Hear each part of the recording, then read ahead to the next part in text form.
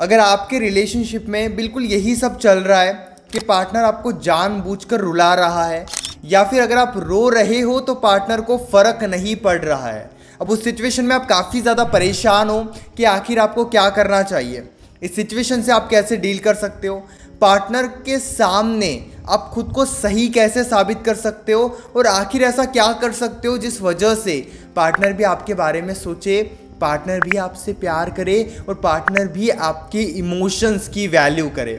नमस्कार दोस्तों, मैं हूँ श्रावण, आप देख रहे हो स्काइल। ये वीडियो आपके लिए काफ़ी ज़्यादा ज़रूरी है अगर पार्टनर आपको जानबूझकर दुखी कर रहा है तो। अब सबसे पहले ना एक बात मैं आपको बताता हूँ, ये सबसे ज़्यादा मुश्किल लगता है।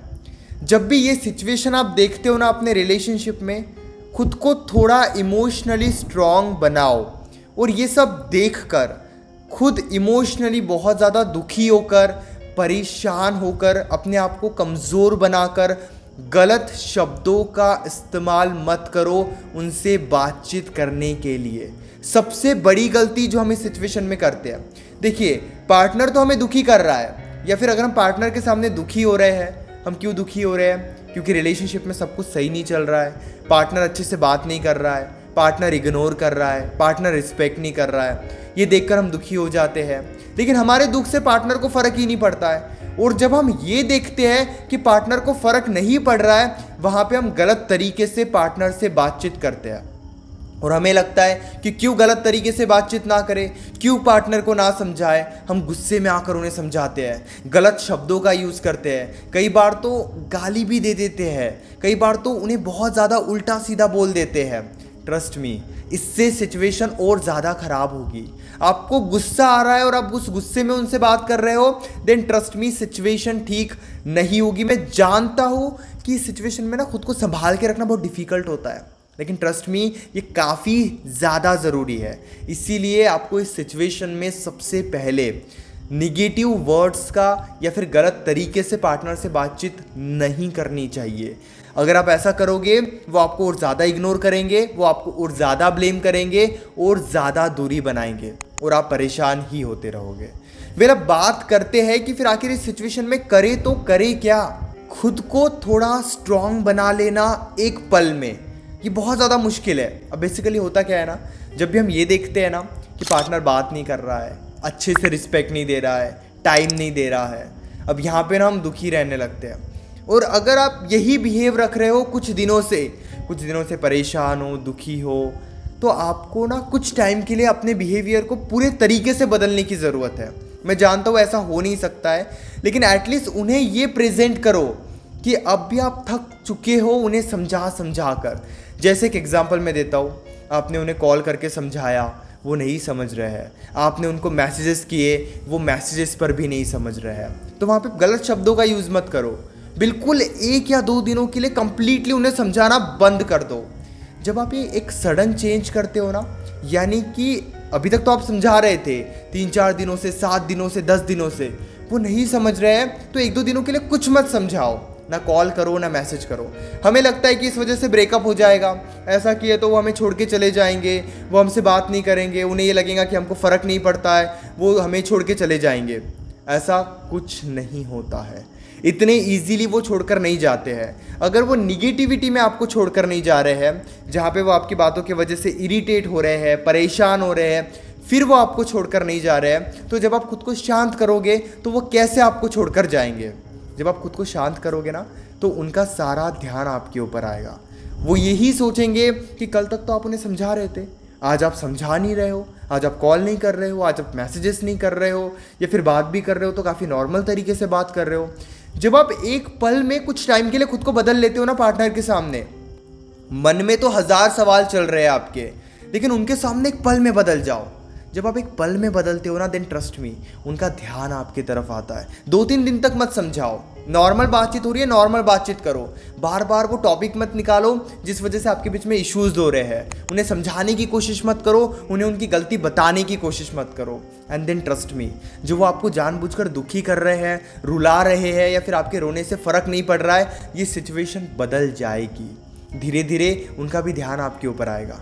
आपको ये किस सिचुएशन में करना चाहिए, जब पार्टनर के साइड से कोई गलती हो रही है, आप उनको बताने की कोशिश कर रहे हो, बताते बताते आप दुखी हो रहे हो, फिर भी वो नहीं समझ रहे हैं, तो कुछ टाइम के लिए 2-3 दिनों के लिए उस दुख को पूरे तरीके से साइड रख लो आप, और अपने आप को बिल्कुल शांत करके उनके सामने रहो। कुछ समझाने की कोशिश मत करो। 1 या 2 दिन में ही आप ये फील करोगे कि हाँ, मतलब उन्हें काफ़ी कुछ फील हो रहा है, उन्हें काफ़ी कुछ ये बातें महसूस हो रही है, एंड देन ट्रस्ट मी, ये आपके लिए काफ़ी ज़्यादा ज़रूरी है। तीसरी और सबसे ज़रूरी बात, ये शो करो कि आप दुखी हो रहे हो।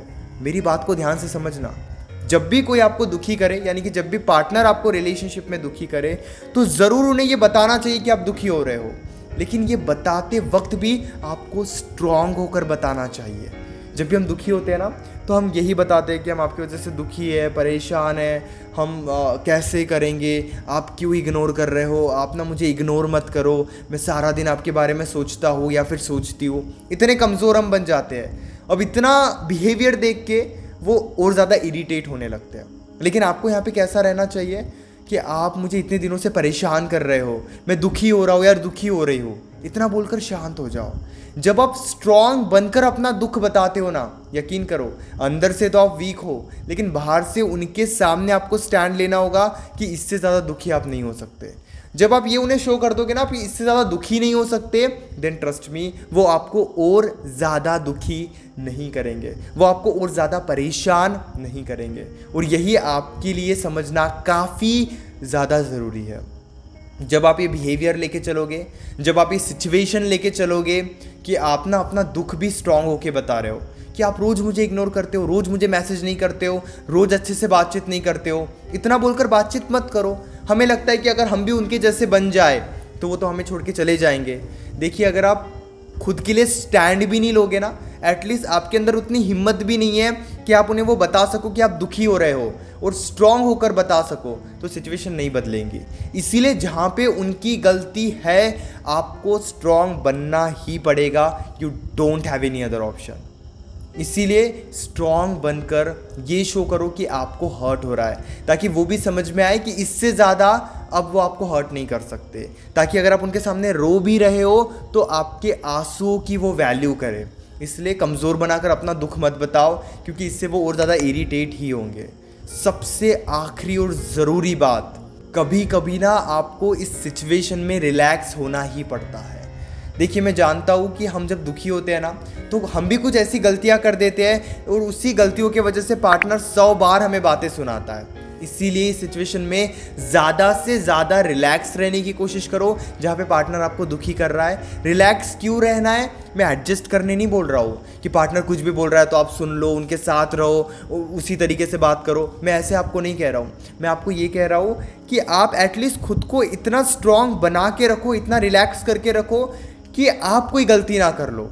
हम यही चीज़ करते हैं, हम दुखी हो जाते हैं, परेशान हो जाते हैं, तो उस समय में ना हमसे भी कोई गलती हो जाती है, हम भी उन्हें उल्टा सीधा कुछ बोल देते हैं, हम भी अपने साइड से उन्हें ब्लॉक कर देते हैं, हम भी हमारे साइड से उन्हें कुछ टाइम के लिए इग्नोर कर देते हैं। तो ये सब क्या सही है क्या गलत है, आपको तभी समझ में आएगा जब आप रिलैक्स रहोगे। और उनके सामने आप जितना रिलैक्स रहोगे ना, एक बात आप याद रखना, कोई भी आपको उस सिचुएशन में इग्नोर कर ही नहीं सकता है। इसलिए लोगों के सामने, पार्टनर के सामने थोड़ा रिलैक्स रहना सीखो। मतलब अगर कोई बात बुरी भी लग रही है ना, शांत हो जाओ। उनके सामने रोने लगोगे, परेशान होने लगोगे ना, तो वो इरिटेट होने लगेंगे। लेकिन जब आप शांत हो जाते हो ना, फिर आप भी उन्हें कॉल नहीं कर रहे हो, मैसेजेस नहीं कर रहे हो, तो फिर उनका ध्यान आपके ऊपर आता है और उनके सबकॉन्शियस माइंड में ये बात जाती है कि वो आपको दुखी नहीं कर सकते। जब भी कोई आपको रुलाए या जब भी किसी को रोने से फ़र्क ना पड़े, आप रो रहे हो और उन्हें फ़र्क नहीं पड़ रहा है, तो उनके सामने रिलैक्स हो जाओ। जब भी वो ये देखेंगे ना आप रिलैक्स हो रहे हो, उनकी अटैचमेंट और ज़्यादा बढ़ेगी, वो आपको और ज़्यादा अटेंशन देने लगेंगे। ये काफ़ी ज़्यादा ज़रूरी है। उम्मीद करता हूँ कि आपको इस वीडियो से काफ़ी ज़्यादा हेल्प हो गई होगी। अगर आपके मन में अभी भी कोई डाउट है तो डायरेक्टली आप कॉल पे मुझसे डिस्कस कर सकते हो। 9834250097 इस नंबर पर आप व्हाट्सएप पर मैसेज कर सकते हो और अपनी कॉल तुरंत बुक करके डायरेक्टली मुझसे कॉल पर बात कर सकते हो। हमारे बीच में कॉल पर जो भी बातें होगी वो कंप्लीटली सेफ और प्राइवेट रहेगी, इसलिए प्राइवेसी की कोई टेंशन मत लीजिए। और हाँ, चैनल को भी ज़रूर सब्सक्राइब कीजिए।